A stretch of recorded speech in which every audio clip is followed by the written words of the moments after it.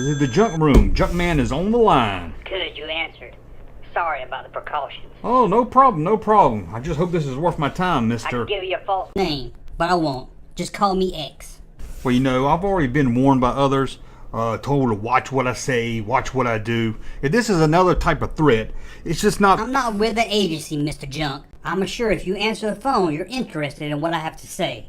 But I'm not going to name names or tell you who or what I represent. Except I will say I did work for Kenner, back when Star Wars was on fire. I understand. Everything I'm going to tell you is classified, top secret. It was locked deep in the Kenner vaults and even deeper inside the Hasbro vaults. Back in 1977, I was working to find kids to photo for the Kenner Star Wars toy boxes. Sure, by this time, most of the other toy companies had moved on to doing boxes with just toys and fun action poses. But Kenner wanted to bring in kids, so other kids could see how fun the toys were. Of course, not all the boxes had kids playing with toys. After one kid broke the X-Wing fighter, he was reassigned to the $6 million man chute. Oddly enough, he never showed up on the $6 million man box, or any other toy box for that matter. Then there was the land speeder accident. Let's just say Kenner learned not to use girls for their photo shoots anymore, unless they really had to. Girls, Mr. Junk, have long hair, and the land speeder has spring-loaded wheels. Anyway, it was 1977, and we photoed these kids playing with the toys. No one knew who the kids were. No one even asked their names. No one paid them. Sure, Kenner promised free toys, but it was best to take the photos and then tell them the toys are in the mail. This was a great plan for Kenner, and it helped sell many of toys. Millions. But some parents of the kids returned, wanting a commission and the promised toys. So as quick as they were used for the boxes, they were removed. By 1980, we were getting ready for the release of Empire Strikes Back. Kenner had high hopes, and they didn't want to use kids anymore.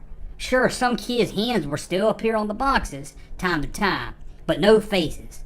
Nothing that would cause legal issues, or cause Kenner to have to pay them. Trust me, Mr. Junk, some of these kids' hands, well, they belong to kids, but let's just say we only had the hand and the arm. After all, the local morgue, it was just a few blocks away from Kenner. Remember that next time you see a hand on a toy box. Wait, you're telling me just the hands or arms of kids were used for these boxes? Can you prove any of this? Proof? You're not gonna find any proof, my friend. Kenner learned long before Star Wars not to write down anything they didn't want others to know. But those hands on the boxes, just like the kids, they were fading out. We stopped using them. By 1983, with the release of Return of the Jedi, kids, their hands, any part of the kid, was mostly gone from the package. Replaced with what looked like to be a fun setup by kids getting ready to play with their Star Wars toys. But in fact, Mr. Junk, it was set up by professional artists to make it look like kids were about to have fun.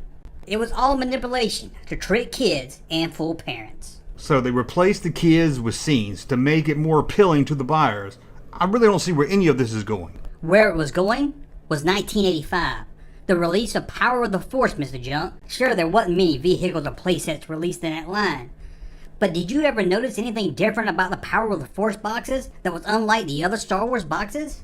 Nothing really. I mean, there wasn't much released from the line. Not vehicle-wise. There was the battle wagon, and of course you had the skiff, and you had those little mini rigs. But now they were on blaster cards. Well, that's all that got released. An X-Wing was planned for the Power of the Force line in a new box, but it never made it to stores. Even the A-Wing was planned to be released in the movie line, but it was moved over to the Droids line. But what did all the boxes have in common? They didn't have kids playing with the toys. They didn't even use fancy professionals to set up toy scenes. They used artwork. From 1977 all the way to 1984, Kenner used real toys. This was the backbone and heart of the Star Wars toy line. Use real toys to sell them to kids. Yet almost overnight, for the 1985 Power of the Force line, it all changed. Who ordered the change? Well, that's the real question, isn't it? Who is just scenery for the suckers? Was it Loomis? Was it one of the original owners? The names just keep people guessing. Who ordered it? Who benefited from it? Who had the power to cover it up? This was 1984. The Star Wars line was in trouble. Hell, we all saw how He-Man, G.I. Joe, and other toy lines was taking over sales. The writing was on the wall. Yet they made a change that would rocket the core of the Kenner Star Wars department. The real question is why? Why change it at all? It had worked so well in the past. So why then? I was still working in the photo department when my boss got a call in 1984. From who? I'm really not sure. We're changing things in the fall, moving things to the south end. We want you to come up with a plan. Whoever it was, it got things done. The whole photo department was closed down, almost overnight. Records, files, cameras, lights, everything was trash. The photographers were laid off. The fresh out of college art students moved in. But no one ever said, the packages must be changed. There was no vote, nothing on paper. No one to blame if it didn't help sales. Sure, some on the low side of the pole, they got fired. But at the top, at the power structure, the people who really knew what was going on, they all had plausible deniability. I'm not sure if I can buy this. I mean, it really makes no sense. I know the Star Wars sales were slipping, but why change things? I mean, they were so long into doing it this way. Why then? Why 1985? Why Power of the Force? Look around you, Mr. Junk.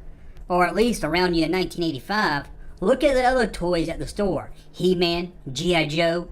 In 1985, we got Thundercats.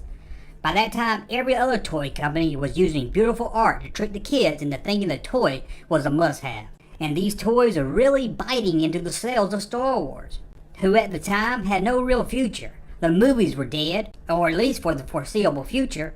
Sure, they had 2 kid cartoons starting up, but that would only keep the line going maybe for another year, if that at all.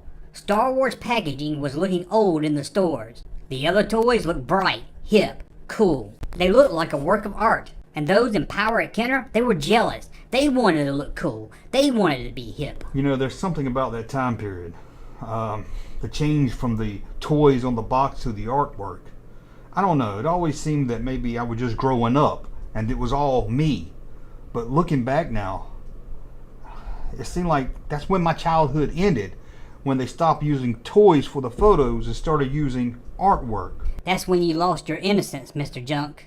You and millions of kids. And it was right there in your face. Look at the artwork for the Imperial Sniper. The artwork is beautiful, but have you ever noticed something that you can only see once you open it? Nothing really special. I mean, there's a stormtrooper and a Death Star trooper flying the little vehicle, but can't think of anything else special on the card. Once you open the package, you can see the Death Star gunner has R5-D4 hooked to his sniper ship, about to drop him to his death. R5-D4, a figure released as far back as 1979. The old figures. This was Kenner's way of saying goodbye to the old ways, goodbye to the old package. Right there in front of us all was the Death Star gunner killing its past. The kids never really even noticed. I can't believe this. They killed the line, they hurt sales, all because they wanted to save some money and look as cool and hip as the other toys? Don't be shocked, Mr. Junk. This is as old as time. Toy companies will do anything to keep sales growing and to look cool. But don't trust me. Do your own work, your own digging.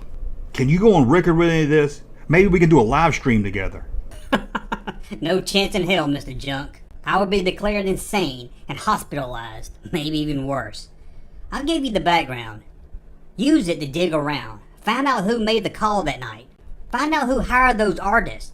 Find out where those kids on those packages are today. Find out why R5-D4 was on the sniper package. Keep digging, Junkman. You will find your answer. They would have banned your channel already. But you've shined too much light on them already. They're trying to paint you as some ego-crazy southerner. But keep digging around. Do interviews. Stir a shitstorm. Rattle those cages. Remember, fundamentally, people are suckers for the truth. And the truth is on your side, Bubba. Well, I'll do everything I can. For sure.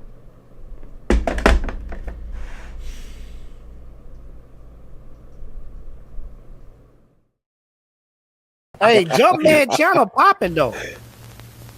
Thank you, sir, for that unsolicited testimony.